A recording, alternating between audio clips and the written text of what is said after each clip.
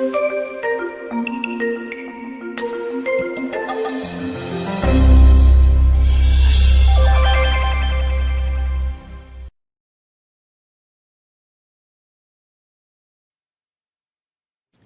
to enjoy every day. Kung meron po sa inyo kanina, nung tinanong ko na honestly ang sagot nyo, hindi ako nag-enjoy ngayong araw na to, nawa everyday na darating pa, ma-enjoy na natin. How can we enjoy every day? Do not measure today with yesterday. Isa yan sa mga pahirap ng tao para hindi siya magkaroon ng magandang araw, kino-compare niya sa mga nakaraan. Do not measure today with yesterday. Do not set your previous experiences as standards. No 2 days are alike. Para pong yung mga Israelites, minimithi nila na makalaya mula sa Ehipto dahil sila yung mga alipin doon. At nung pinalaya ng Panginoong Diyos at patungo sa Promised Land, nagreklamo dahil kinumpare nila yung kinakain nila sa disyerto sa kinakain nila dati sa Egypt. Numbers 11:18, if only we had meat to eat, we were better off in Egypt. Dahil ang lagi nilang ginagawa, kino-compare nila yung kinakain nila ngayon sa kinakain nila dati, yung karanasan nila ngayon sa kinakain at karanasan nila noon, hindi na nila nakita na bulag na sila sa mga pagpapala na nandito naman ngayon pero wala noon. At madalas po ganyan ang tao. Pag gusto niya magdrama, maawa sa sarili, magreklamo at palungkotin ang sarili, ang hinahanap yung magaganda nung nakaraan, ayaw tingnan yung maganda ngayon, at laging akala mo, the good old days, those were the days. Parang akala mo laging maganda yung nakaraan. So be open for new things. Be open for new angles, be open for new ways of life and looking at things. Sapagkat ang mga bagong alak daw, inilalagay sa bagong lalagyan. So ang mga bagong kasiyahan, dapat may ibang packaging. Ang ibang mga bagong bagay, hindi darating sa mga lumang anyo. Kahit sa espiritu, bago ang espiritu mo, bago dapat ang templo ng espiritu, pati ang puso. Luke 5:37, and no one pours new wine into old wineskins. If he does, the new wine will burst the skins, and the wine will run out, and the wineskins will be ruined. No, new wine must be poured into new wineskins. And if you might stretch the application of this reality in our daily life, new experiences must be perceived from new perspectives.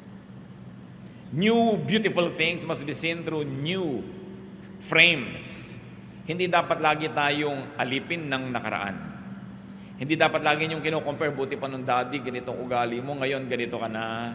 Buti pa nung maliit ka pa yung anak ko, lagi niya akong niyayakap, ngayon malaki na siya, hindi na niya ako niyayakap. Pero nalimutan mo na hindi mo na rin siya pinapaliguan, hindi mo na siya inaalagaan ng sobra. Parang lagi nalang kinokonsentrate natin yung nawala na gusto natin. Hindi natin tinitingnan yung dumating na bago na dating wala doon sa gusto natin. Another way to enjoy every day is do not attempt at repeats. Yung naghahanap ng repeat, kadalasan yan, nabibigo. Yung mga anniversary, this is an attempt at repeat. Gusto mo yung nangyari last anniversary, mangyari uli ngayon. Yung nangyari nung huling pista, mangyari rin sa pistang ito. Yung nangyari nung huling birthday mo, mangyari rin sa birthday na ito. Nakakahon ang isip ng tao. Hindi niya tuloy nakikita yung mga bago na dapat niyang ikatuwa. Lamentations 3:23, they are new every morning. Great is your faithfulness. So, ang pinag-uusapan yung faithfulness ng Diyos. Maliban na lang na hindi totoo ang Biblia, therefore the faithfulness of God is new every morning. And because it is new, it must be welcomed. It must be received with celebration. Each new experience is new. Walang repeat. Napakahirap po sa lahat ng gusto nyo repeat. Halimbawa, nanalo tayo sa dance contest last year, kailangan manalo rin tayo ngayon. Repeat. Yung basketball team natin, nanalo nung isang liga, dapat manalo rin ngayon. Repeat. Ganito ang itsura mo nung last party, so ginagaya mo na, lagi repeat. Meron nga po ako isang babaeng nabati noon sa church. Ang tagal-tagal na. Yung buhok niya parang napakalakas yata ng hangin na nagpunta lang sa isang tabi. One-sided yata ang tawag doon. Sabi ko, sister, ang ganda ng buhok mo. Alam niyo po, 6 na buwan, hindi niya pinalitan, nakaganon lagi yung buhok niya. So, pero hindi ko na pwedeng ulitin yung puri ko, no? Na araw-araw, ang ganda ng buhok mo, nakikita ko dahil hindi na bago. When people try to always be what was, you actually ruin your chances at being happier. Kaya sabi ng Panginoon sa Luke 5:36, He told them this parable, no one tears a patch with a new garment and sews it on an old one. If he does, he will have torn the new garment, and the patch for the new one will not match the old. Siyempre, mayroong ibang original spiritual context yan. Yung spirituality talagang pinag-uusapan. Pero ang sinasabi lang ng Panginoon, hindi magka-match yung dati at yung ngayon. Huwag niyong piliting pag-matchin yan. Ang tao nagbabago. Yung pinakasalan nyo 10 years ago, ibang tao na yun ngayon. Alam nga naman na ang dami na niyang naranasang ginawa't init, gutom at pagkabusog, natutunan, ang dami na niyang kabiguan at mga tagumpay. The same pa rin siya as 10 years ago. That's impossible. Alam niyo, ang mga tao who fall out of love, yung mga tao na hindi nakaka-cope sa nagiging ugali, nangyayari sa kanyang asawa, yun ang naghihiwalay eh. Kasi, mabuti pa nung nililigawan mo ako, no? Lagi kang may dalang bulaklak, no? Sasabihin naman siguro nung asawa mo, hindi lang masabi sa iyo, wala ka pa kasing varicose veins nun. Ang hinahanap mo lang yung dati ako, ikaw yung dati ka, nasa na? Di ba? Laging nung araw, no? Itsura mo nga ngayon, tsaka nung araw, compare mo, so nagbago ka rin. Nagbabago ang lahat. Yung hindi tumatanggap ng mga pagbabago, yun ang hindi nagkakatagalan. Ipinapako mo siya sa ganon. Ipinapako mo sa ganon. So, bago-bago yan. A new attitude, a new heart, a new vision will definitely see new blessings. Pag bawat araw dumating, wala kayong nakitang blessing, kasalanan nyo yon. Di nyo tiningnan. Kasi ang sabi, they are new every morning. Meron. You want to have an enjoyable day, always look for the good. You will succeed looking for the good. But let me tell you, if you look for the bad, you will also succeed. Because in everybody, there's a good and the bad. In every situation, there's a good and the bad. There's always the pro and the con. There's always the advantage and the disadvantage. It depends on where you look. So do not always look for the bad. Do not always look for something or someone to complain about. Naranasan ko na po na magbakasyon minsan sa Europa. Sumakay ako sa isang malaking barko, mula Sweden going to Finland. Sumasakay pa lang ako, nadidinig ko na yung bunganga ng isang babaeng may edad, may kasama siyang asawa niyang, kasing edad din niya, pobreng lalaki na kinailangan magkaroon ng asawang ganito. Inireklamo na niya lahat. Yung incline noong daan patungo sa barko, yung taas ng hawakan, yung galaw ng tubig, yung lahat. Iniwasan kong makasalamuha ang mag-asawang ito doon sa barko. Lagi naman silang sumusulpot sa harapan ko. And this woman was forever calling the attention of her husband to something wrong. Do you think the man was having fun? No. And do you think the woman was having fun? No. Both of them spent so much money only to look for the bad and the ugly in Europe. In the States, this is not happening. Ba't ka pa lumayas-layas sa States? Diba? Gusto mo sabihin, wala sa States niyan. No? Dapat tinitingnan mo kung ano yung meron, yun na enjoyin mo. Look for the good. James 5:9, don't grumble. Huwag puro rin tampo, galit, arte. Kasi sayang ang oras. Namamasyal kayo ng mahal mo sa buhay sa isang mall, nagtatampo ka ng 2 oras, nung 3rd hour, uuwi na kayo, sayang yung 2 hours. Babalik pa ba yung 2 hours na yon? Hindi na. Yung magtampo ng 1 week, 1 month, sayang ang panahon. Alam niyo mga tampurista na lagi kasi naman gusto lang yan mapansin, masuyo. Humanap kayo ng ibang paraan para kayo sumaya. Kasi hindi naman lahat ng tao natutuwang manuyo. At paano kung hindi kayo nasuyo? Napakahirap niyan. Minsan inaaway mo yung asawa mo, away ka ng away. Sa sobrang kaaaway mo, ikaw na ngayon yung masama.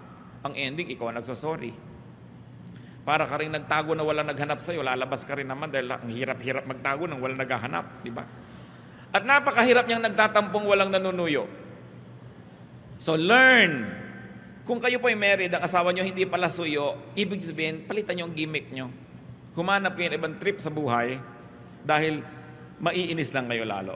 And you will spoil many days, many weeks, many months in your life which could have been invested in happiness. If you want to be happy, be ready for surprises. Be ready for variations. Meron pa akong kilalang babae, sinurprise ng asawa niya. Ano sila? Yung nagsisika pa lang, nagsisimulang mag-asawa. Umuupa pa lang ng bahay, wala pang kagamit-gamit. Alam niyo po ba na itong pobreng lalaki ay sinikap na mag-uwi ng refrigerator na malaki habang namamalengke yung asawa dahil wala silang ref. Sinikap niyang i-timing lahat yon para maging surprise. Yung talagang surprise. Kasapakat pa niya pati tricycle driver para huwag iuwi agad ang asawa niya at gumawa ng delay kung sakaling hindi pa tapos ang delivery. Nakita niyo na yung pagsisikap ng lalaki. Pagdating ng bahay, tadan! Alam niyo sabi ng babae, bibili ka lang pala ng rep, di ka nagtanong, ayoko ng kulay na yan. Kung kayo yung lalaki, anong gagawin niyo? Either if i-freeze niyo siya, o ihahataw niyo sa kanya yung buong ref. Alam niyo, hindi lang yun ang nangyari. Ibibili siya ng mga damit, biglang, naku, hindi ganyan ang gusto kong cut. Laging may reklamo. Alam niyo ngayon, hindi na siya ibinibili. In fact, hindi na siya inuuwi. Totoo yun.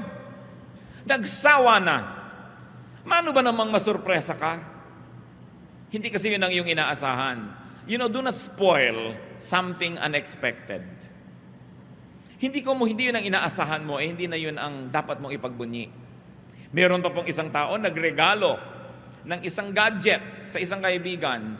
Ine-expect niya talagang surprise, matutuwa. Ang nabasa sa mukha nung binuksan ng regalo, disappointment.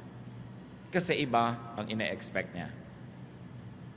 Huwag kayong expect ng expect. But expect to be surprised. Then you'll be happier.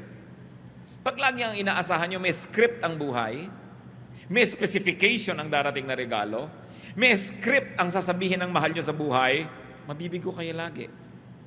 Kung minsan may nag-aaway, hindi naman balak talaga mag-aaway. May sinasabi ka lang para mapasabi mo lang siya ng gusto mong marinig. Hindi yun ang narinig mo. Nagalit ka na ng totoo, nag-away-away na kayo. Don't always box in yourself. And don't put everything in a box. Be ready to be surprised. Habang nag-uusap po tayong ganito mga kapatid, isip-isipin nyo na mga sarili nyo, gaano karaming beses na ang nagmamahal sa inyo, nalanta, nawala ng gana, nabigo, dahil hindi nyo in-appreciate yung surprise niya. We should be willing to be surprised. The weather is not the same every day. We should be willing to accept variants. Mga iba, pagkakaiba-iba ng mga bagay, configurations are never the same. Sabi nga sa 1 Corinthians 15, 39 to 41, all flesh is not the same. Men have one kind of flesh, animals another, birds another, and fish another. There are also heavenly bodies, and there are earthly bodies, but the splendor of the heavenly bodies is one kind, and the splendor of the earthly bodies is another. The sun is one kind of splendor, the moon another, and the stars another. And stars differ from stars in splendor. So yung mga tao, hindi kino-compare yan.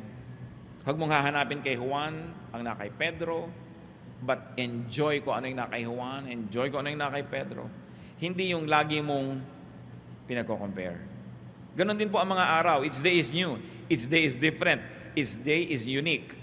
It is impossible that there will be 2 days that are the same. Una, iba yung date, hindi na yun babalik. Iba yung posisyon ng araw, iba yung temperature, iba yung moisture, hindi yan pare-pareho. Kung lagi mo hahanapin yung gusto mo lang na klima, maraming mga araw, hindi ka mag-enjoy. So kung ano yung nandun, tanggapin. Make the most out of it. How else can you enjoy every day as worshipful activity, ha? Hindi yung nyo makasarili, narcissistic activity, but an activity that glorifies God. Because it is God who is the giver of every day. The only way to thank God is to enjoy that day. To learn from it, to be blessed by it. Be ready to enjoy physically, mentally, socially and emotionally, and be ready to enjoy spiritually. Now, you cannot always do that every day, not all of them. So, nag-iisip ka, may sakit ako ngayon, Mabigat ang pakiramdam ko, magrereklamo ba ako sa Diyos? O mag-e-enjoy naman ako spiritually? Bibitawan ko lahat ng mga ginagawa ko, makikinig lang ako ng mga magagandang kanta. Sisikapin kong magbasa ng kaya kong basahin kung pinapayagan ako ng mata ko na magbasa. Or I will enjoy socially. I will just be in the house and enjoy my housemates because I cannot go out to work. O may mga araw naman na very physical kayo, ganadong-ganado kayo, enjoy it. Hindi naman yung doon ka ngayon pipilit gumawa ng iba. Kasi araw-araw ang ating din pong chemistry iba eh. Iba-iba ang sitwasyon. So tinitingnan mo, what is this day for? Ecclesiastes 5:19. Moreover, when God gives any man wealth and possessions, and enables him to enjoy them, to accept his lot and be happy in his work, this is a gift of God. Sabi po ni Solomon, pag may ibinigay sa inyong Diyos na pagkain at binigyan pa niya ng gana, aba, samantalahin nyo yan. Kasi minsan may gana kayo, wala yung pagkain na gusto nyo. Minsan may pagkain, wala kayong gana. Pag nagkasabayan, enjoyin nyo. Ano man ang nandyan, kailangan yan na huwag papalampasin. Ngayon, mga tao ganyan din po mga kapatid. There are people that you can enjoy physically. Nakakapaglaro kayo, nakakapag-tennis kayo, you do things physically with them. Good. Pero huwag nyo na laging hanapan niya na magkakaroon din kayo ng mental enjoyment. Kasi hindi naman lahat ng katangian nasa isang tao. So may tao naman na pagkasama mo siya, talagang it's a mental game. It's nice. You get fulfilled. And there are people who are very socially nice to be around. They make you feel good. And there are people who make you enjoy spiritually. Bihirang nagsasama-sama lahat yan sa isang tao. Kaya ang tao na mag-e-enjoy ng buhay, marami ring mga karakter na tao sa kanyang buhay. At pinapayagan mo rin ang mahal mo sa buhay na maministera ng iba. Hindi ko may asawa ka na, kayo na lang ang tao sa mundo. May girlfriend ka, may boyfriend ka, kayo lang ang tao sa mundo. Because you cannot always deliver. Kuminsan, iba yung kaligayahan ng asawa mo pag mga kapatid niya ang kasama. So bakit mo pagkakaitan? Pag yung mga kaeskwela niya nung high school, meron naman siyang ibang klaseng fulfillment, iba naman pagkakayo, so hindi ka dapat laging seloso. Liban na lang you're a superman or a superwoman who can give to your loved one everything that your loved one needs, you must permit them to be ministered to by others. So long as, if you're married, it doesn't endanger your relationship. Yan lang naman ang pag-iingatan na yung inyong pagiging tapat bilang mag-asawa ay malagay sa panganib. And in that case, magtyaga kayo sa isa't isa. Dahil mag-asawa kayo Pero, why don't you grow? Halimbawa, yung asawa mo, ang hilig-hilig manood ng basketball, 20 taon na kayong mag-asawa, hindi ka makaupo sa isang buong game at pag-aralan yon. Sasabihin pa ng babae, ano ba yan, agawan na agawan sa bola? Bakit hindi na lang bigyan ng tigisang bola ang dalawang team? Para matahimik sila. At walang laro. Pag-aaralan mo ngayon to be the enjoyable partner, lalo kung may asawa ka. Duty mo yun, kapatid. Hindi mo sasabihin ganito na ako nang napangasawa mo ko sa pasensya ka. Alam nga namang mag-stick na lang siya sa'yo dahil wala siyang choice. Kulang naman yung enjoyment ng marriage nyo. So you also begin to change your ways. You also do not set yourself in stone or you do not set yourself in wet cement and quick dry cement kasi kailangan nagbabago ka rin. Kasi pag nag-e-enjoy ang asawa mo, nag-e-enjoy ka rin. Pero pag siya hindi nag-e-enjoy, madadamay ka rin dyan. Kahit ano pang sabihin mo. So meron tayong pananagutan sa isa't isa. Alam niya kaya kung minsan tayo hindi dapat nakikipag-away. Halimbawa, hindi mo kailangan ng isang tao. Mabubuhay ka nang wala siya. Pero naisip ba natin na paano naman siya, kailangan naman niya ako? It's a ministry. Kaya lalo't kung may asawa kayong matalino, sa tingin nyo matalino, maghabol kayo kahit paano. Mag-aral-aral kayo, magbasa-basa. Alamin nyo yung mga interest niya para nakakapag-tennis naman ang utak nyo. Hindi magsaserve siya ng bola, hindi mo na maibalik. Magsaserve siya ng bola, hindi mo na maibalik. Kahit sa tennis, 3 balik, wala na. Game finished. Love set. Wala na. Game over. At may taong ganun, kahit anong sikap mo makipag-usap, hindi maibalik ang usapan. 3 lang ang alam niyang topic sa mundo. Yung medication niya, yung mga karamdaman niya, at yung reklamo niya sa kapitbahay. Every day, yun ang topic nyo. Sa palagay nyo, hindi kayo pagsasawaan. No? Kaya kailangan ng utak pinalalago. A very attractive person is a person that can always engage you mentally. No? Yung ang ganda-gandang kausap, nakakapagpayaman ng isip, nakakalibang, napag-aaralan yan kung hindi likas. Sapagkat tayo mga taong nilikas sa image ng Diyos, marami tayong kayang gawin. Ecclesiastes 11:8. However many years a man may live, let him enjoy them all. But let him remember the days of darkness, for they will be many. Everything to come is meaningless. So don't put your life on hold just because you are saving, just because you are studying, just because you're preparing for some future glory or accomplishment. Do not put your today on hold. You must also learn how to live to the fullest. Although you are anticipating greater joys or greater fruitfulness in the future, but no day, no week, no month must be ignored because it's a gift and it will never return. Be willing and be able to enjoy. Napaka-importante po ang ganitong mga katotohanan. Ang simple-simple, bakit natin pinag-uusapan? Kasi yung maraming simple ang nalilimutan ng tao. Ang mga Kristiyano, alam na alam yung mga doktrina. Anong uri ng mga bautismo, kailan ba darating si Jesus at kung ano-ano pa. Pero yung mga pang-araw-araw na buhay, nalilimutan. If you want to enjoy your everyday, you must learn to forgive the unintentional spoiler. Kung kayo nagda-drive, may papark na kayo, biglang may nauna, huwag kayo magalit sa kanya. Gusto niya ring pang-park. Minsan nag-aabang ka ng bus, naunahan ka nung iba, huwag kayong magalit. Pare-pareho lang kayong gustong umuwi. No? Yung mga nagda-drive na nauunahan, naiiwan ka, pare-pareho lang kayong nagmamadali para makauwi na o makarating sa pupuntahan. Lagi na meron kang nakakaagaw. Pero hindi kanya kilala. Hindi niya inisip nung umalis siya ng bahay, naaagawan kanya ngayon ng silya o ng linya o whatever. People are sometimes after the same rainbow's end. It's part of life. Don't make it personal. John 13:6-8, no? An unintentional spoiler, si Peter. He came to Simon Peter, who said to him, "Lord, are you going to wash my feet?" Jesus replied, "Do you not realize now what I am doing, but later you will understand?" "No," said Peter, "you shall never wash my feet." Nakita niyo gustong hugasan ng Panginoon lahat yung paa ng mga disciples as a symbolic act. Pero si Peter, nagpapaka-righteous, ayaw niya magmukhang pinaglilingkuran si Jesus, sabi, "Lord, no, I will never permit you to do that." He was spoiling a very beautiful example. Buti na lang, hindi nainis sa kanya si Lord. Nung minsan, sabi ni Lord, pupunta ako sa Jerusalem, mamamatay ako doon. Sabi ni Peter, "No, Lord, I will never allow this to happen to you." Anong sabi ni Lord? "Get behind me, Satan. You are not on the side of God, but of men." Why are we talking about these things, brothers and sisters? Because in whatever you do, there will be somebody who will say, "No, I will never let you do it."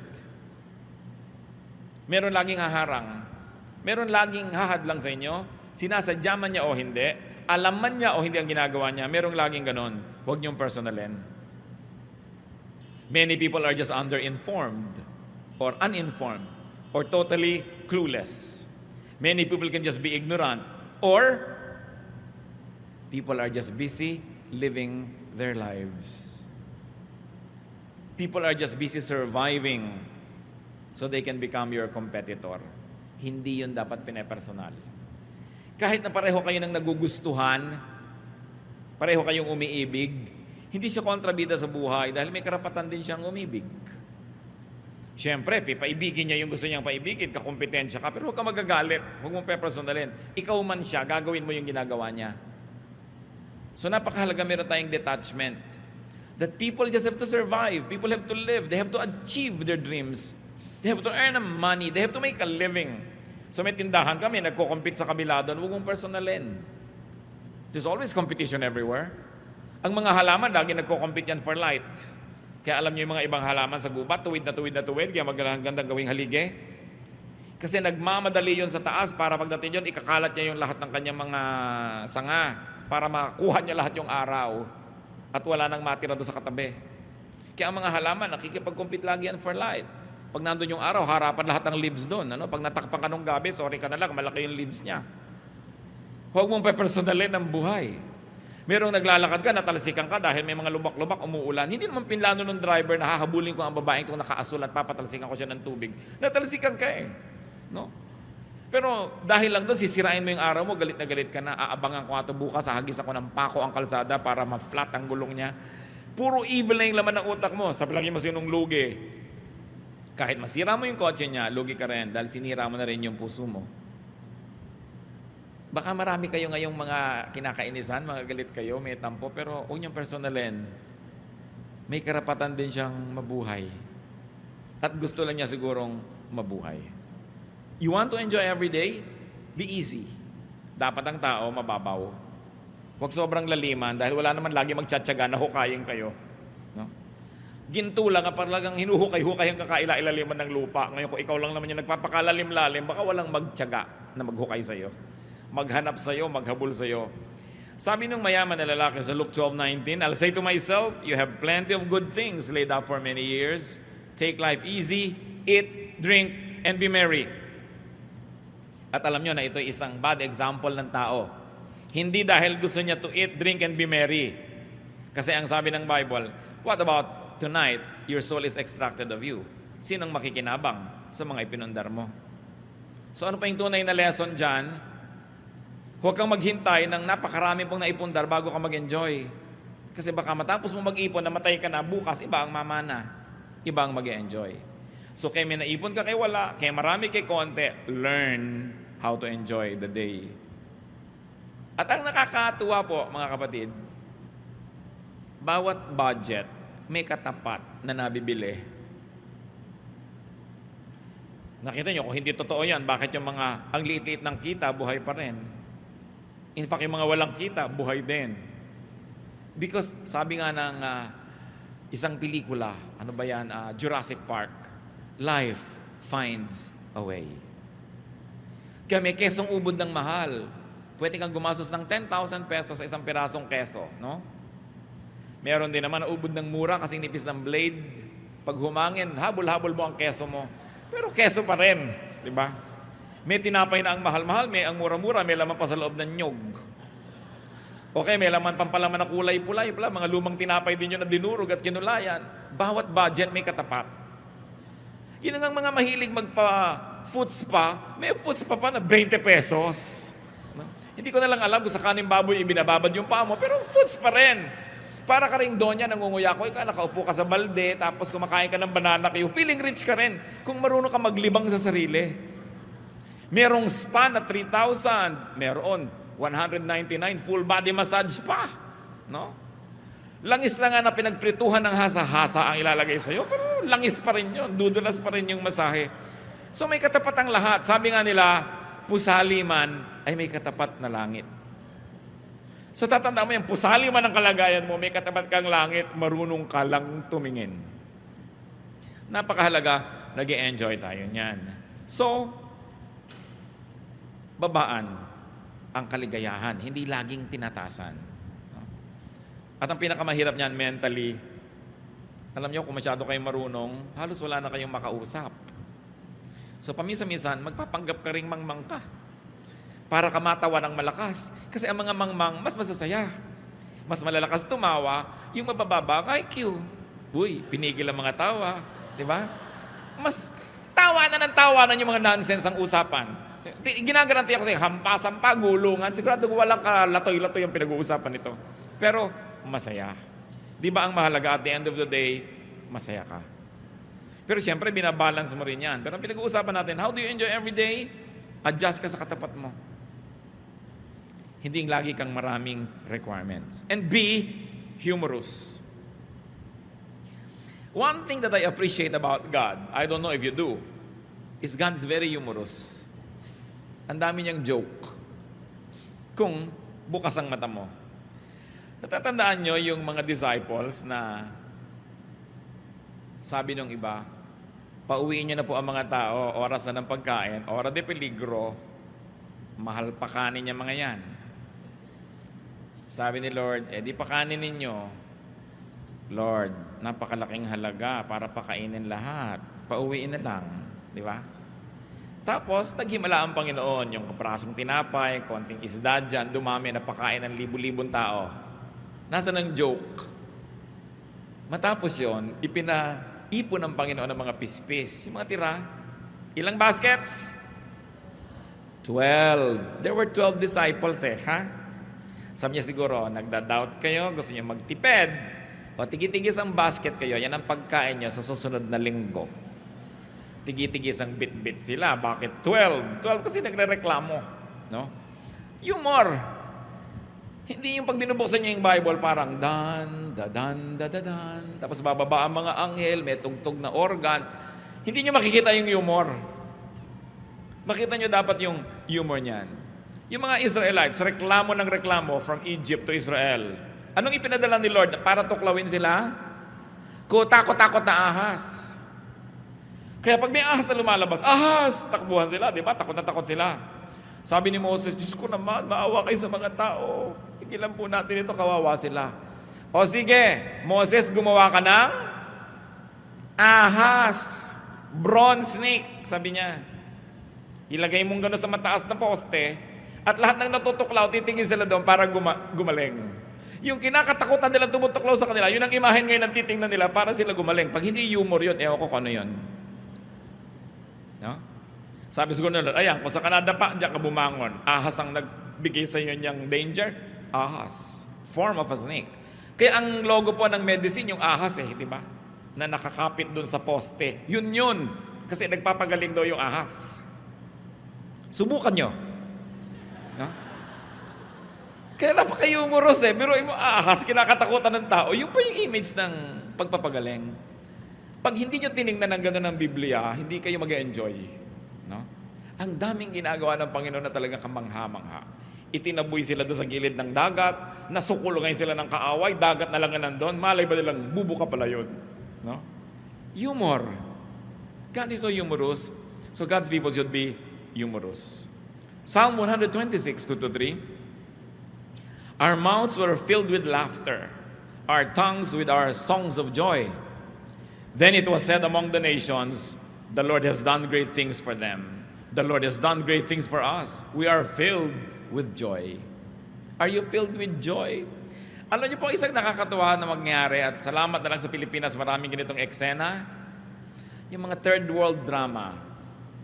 Subukan nyo sa mga siksikan na eskinita, sa mga palengke. Kung ang makikita nyo lang, yung baha, yung baho, yung sikip, hindi kayo mag-e-enjoy. No? Pero tingnan nyo yung mga nakakatawa, ang dami-dami. Ang dami-daming nakakatawa.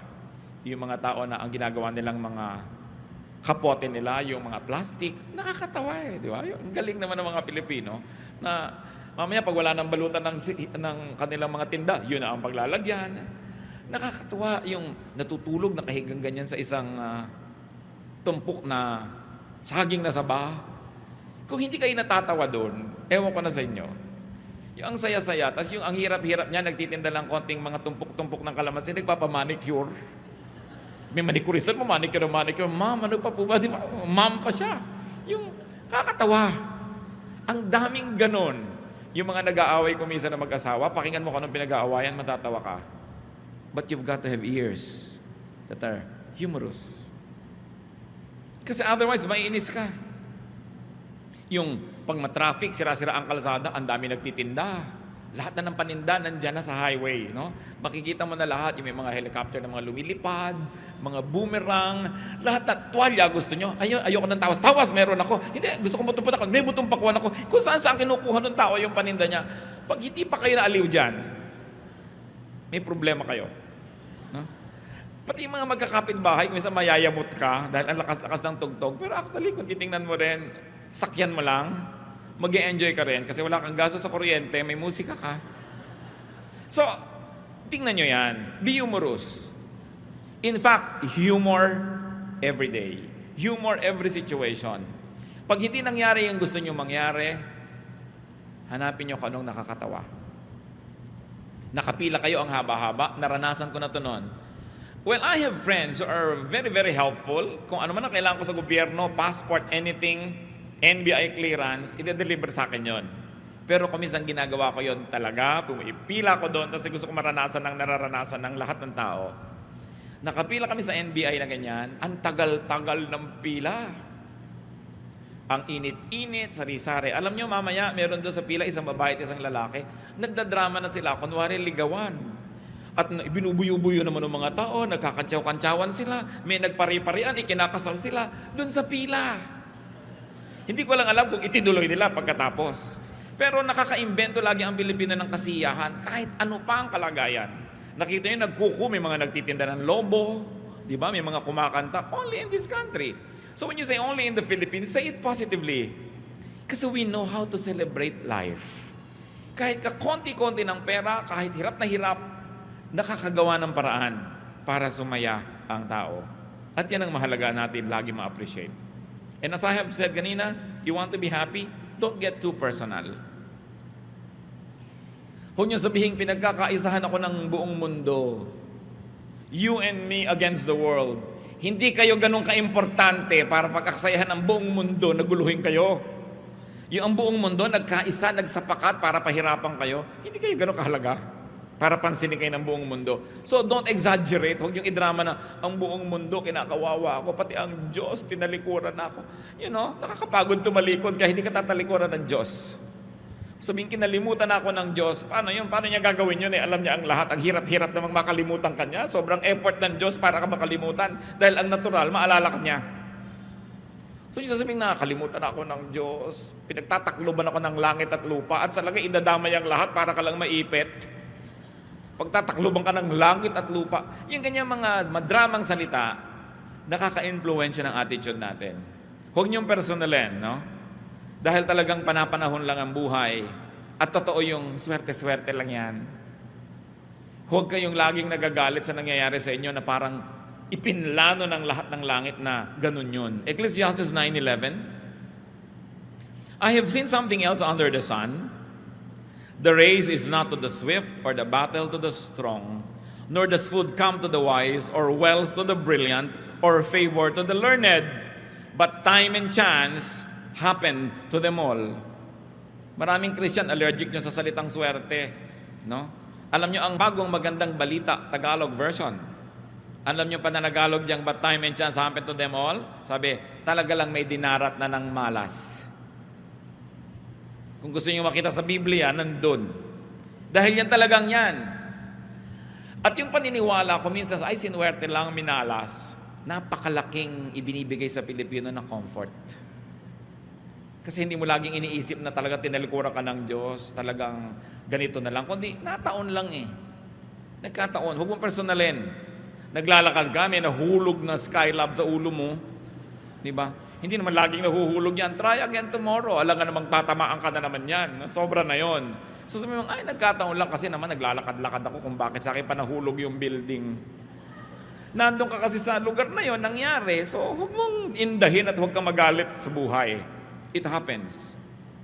So, sabi ng Ecclesiastes 9:11, time and chance happen to them all. Sabi niya, hindi ko mo mabilis na nanalo sa karera. Hindi ko mo malakas mananalo sa digmaan. Hindi ko mo matalino magkakapera. Sabi gano'n, swerte-swerte lang talaga yan. So, huwag mong masyadong personalin. Lagi mo na lang subukan muli. Always do your best at huwag kang madadala. We can go on and on, mga kapatid. Pero bakit ko sineshare sa inyo ganitong mga bagay? Dahil ang buhay, maraming problema, maraming bigat, maraming pagluluksa, may mga time na may sakit, may namamatay. Doon na lang kayo talaga malungkot sa dapat ikalungkot. Pero yung mga pwede namang baligtarin nyo at pasayahin nyo, pasayahin nyo. I-reserva nyo na lang yung luha nyo sa talagang dapat iluha. At sinabi sa Biblia, marami naman yung araw na yon, di kayo mauubusan sa isang lifetime. So please, huwag nyo nang palungkotin ang hindi naman talaga malungkot. Mag-a-outing kayo, nainis lang kayo nung umaga dahil nakalimutan yung karne at yung uling lang ang dala sa barbecue. E di kainin nyo ang uling. O mag-charcoal painting kayo. O mag-fasting kayo. Pero huwag nyo sabihin, sira na ang araw ko, sinisira nyo dahil lang sa kapraso. Ina-exaggerate nyo. No? When there are rats in the ship, you kill the rats. Don't sink the ship. So sa relasyon nyo sa inyong asawa, mayroong mga konting problema, huwag niyong palakihin para lang magka-excuse kayo na iwan na siya. Lutasin nyo. Mayroon kayong mga konting problema, huwag niyong palakihin para lang kayong magalit sa buhay. Maliit lang yon. Paliitin nyo palalo at isipin nyo kung ano yung maganda. At the end of the day, it is not what happens in the day that makes it good or bad. It is your attitude. It is your attitude. The same heat that melts the wax hardens the clay. Maglagay kayo ng kandila sa isang oven, tunaw. Maglagay kayo ng palayok na basapat, ginagawa pa lang, titigas. Tumigas yung isa, natunaw yung isa. The same heat. So every day, depending on what you want to be, you have to decide if you're going to be wax or if you're going to be clay. Because the same heat will be there. It's your attitude. Ang nagpapasaya sa tao ay hindi ang nangyayari o ang hindi nangyayari. Kung paano niya ito tinatanggap. At kung paano niya ipinapamuhay. There is really very seldom any bad day. Usually there is just a bad attitude. So enjoy your day. Because when you enjoy your day, the day also enjoys you. And God enjoys you. And people enjoy you as well. So isa rin nating tungkulin sa ating kapwa na mag-enjoy. Because we cannot give what we do not have. When you make yourself happy, in fact, even if you have to exert an effort, you're actually preparing to minister to others so that you can make them happy too. But if you make yourself miserable, you will not be able to pass on happiness to others. You will only make them miserable as well. It's a matter of choice. So, babalik ako sa tanong ko kanina, have you enjoyed your day? Kung hindi nyo masyado yan na-enjoy, reviewin nyo agad kung anong attitude nyo ang hindi nagpa-enjoy. No? At may natatira pa sa maghapon na ito, hindi pa tapos. At may bukas pa uli. Pero meron pa akong gustong iwan na isang napakahalagang paalala, mga kapatid. Every day, each day, is all important. Huwag niyong babaliwalain ng isang araw. Kasi kung walang araw na to, walang bukas. Subukan niyong mamatay ngayon. Wala na kayo bukas, di ba? So hindi pwedeng ignorin ang day na to dahil kung dito kayo ngayon namatay, wala nang bukas eh. Kung dito kayo ngayon nagpasya na magiging malungkot sa buong buhay niyo, lulungkot ang lahat. Every day is a link. And no part of any link is unimportant. Pahalagahan niyo bawat araw. Tuwing gigising kayo, salamat Lord. Hindi yung naku, umaga na naman. Yung Lunes na naman. Huh? Trabaho na naman. Alisan mo naman ang trabaho, pila uli, apply.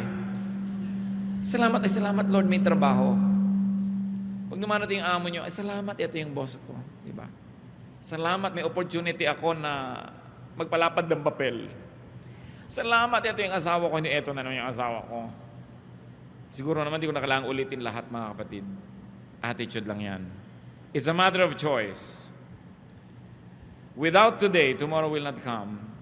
And most of the time, how you shape today defines the shape of tomorrow. So don't waste any single day. For all you know, it can be our last. So dapat binavalue yan. Diyos, salamat po sapagkat ang araw na to hindi pa tapos. Meron pa kami pwede ma-enjoy ng mga sandali. Pinagpapasalamat namin kung kami nagkaroon ng mga kasiyahan sa maghapon na ito. At kung kami nakapagdulot din ng kasiyahan sa iba, lalo na po sa inyo. Ituro niyo po sa amin, Lord, pahalagahan bawat araw. Lalo yung araw na kasama namin ang mga mahal namin sa buhay.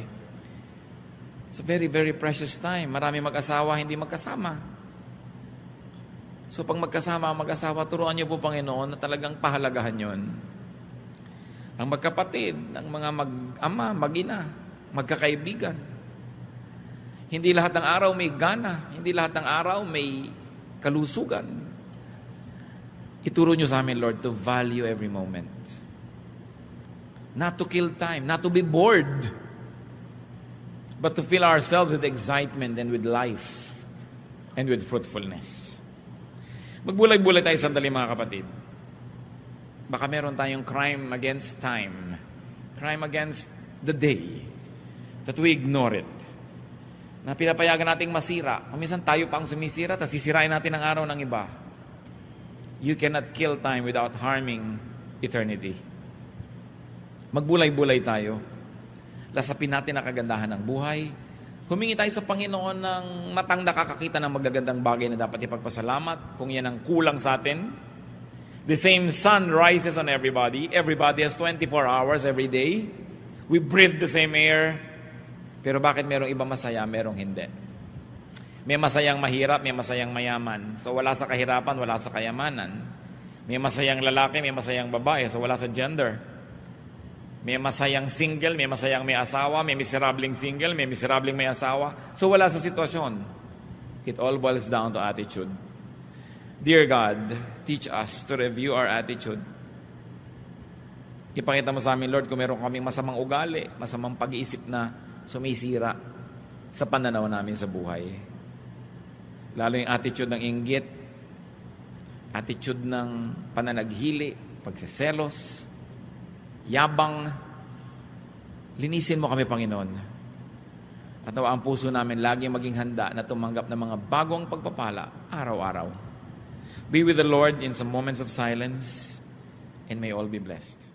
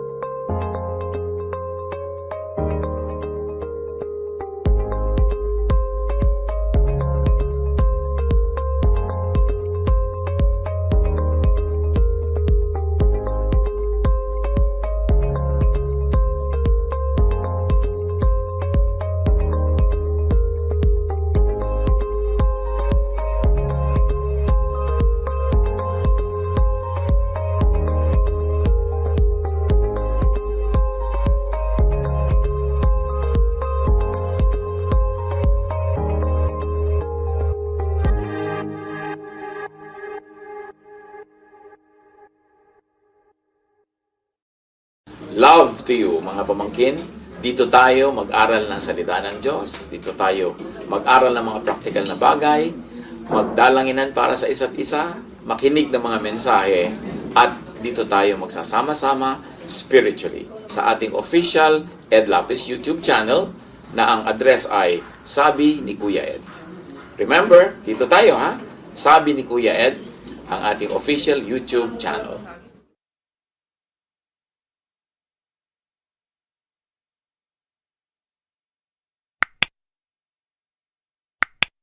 Do not forget to subscribe.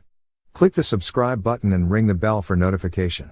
Like, comment, and share our official YouTube channel. Visit Ed Lapis website for daily devotion, audio podcast, latest video message, send your prayer request, subscribe to mailing list and more. Visit edlapis.com.ph.